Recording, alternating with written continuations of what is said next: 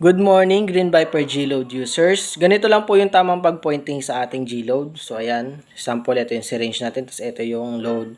So, hindi nyo na po ipapasipsip dito. Tatanggalin ito si sipsipin. Hindi na po yun, ha. Bali, ganito lang. Nandito lang siya sa vials.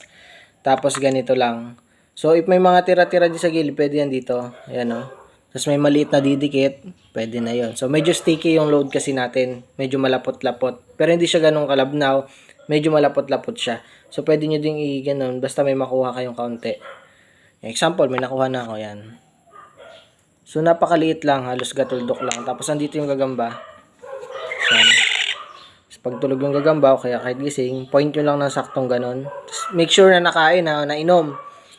Tapos, hindi niya papahid sa galamay niya kasi baka hindi to malab. So, make sure na iniinom niya, naubos niya. So, konti lang. One pointing lang. Sapat na yun. May pointing manual naman tayo. Follow nyo lang yon. Nandun na isang buong papel. Tapos, dagdagan nyo yung diskarte. Hindi kayo papahinga niyan.